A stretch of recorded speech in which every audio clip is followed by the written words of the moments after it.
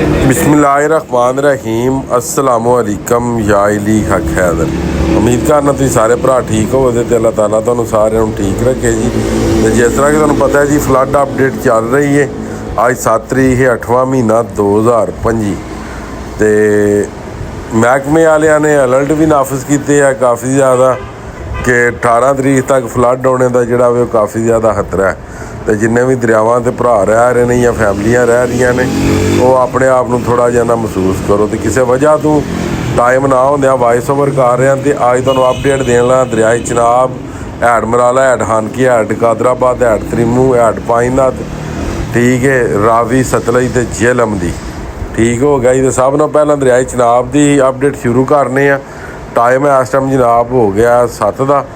तो दरियाए चिनाब, हैड मराला ते up stream पानी है 73,000 कुछ तो 43,000 क्यूसक डिस्चार्ज करवा रहा है हैड मराला।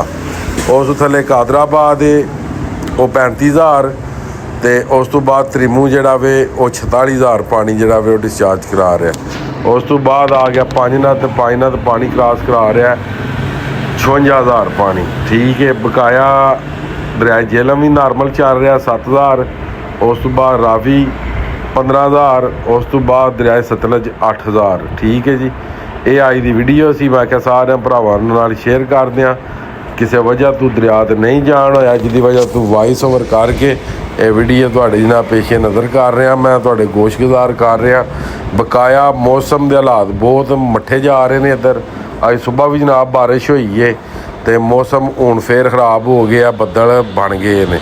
अगर बारिशां शुरू हो गई तो पानी होने का काफ़ी ज़्यादा खतरा है। इस वास्ते करके 18 तरीक तक जिथे जिथे भी दरियावां वाले भरा रहिंदे हो अपने आप की, अपने बच्चों की, माल मवेशी हिफाजत करो ताकि अगर पानी आ जाए तो 1122 का वेट ना करना पवे। तुसीं पहले ही किनारियां ते होवो, रस्से सट्टने ना पैन, ट्यूबां ते जाके ना लियाना पवे।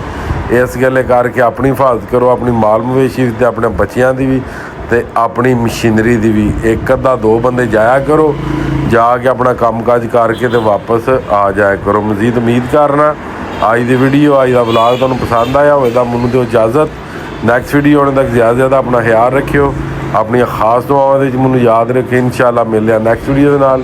जेडे भरा इस पेज के नवे ने पेज को फॉलो कर लो, जेडे यूट्यूब चैनल के नवे ने वो यूट्यूब को सबसक्राइब कर लो। ओके, अल्लाह हाफिज़, फी मान अल्लाह जी।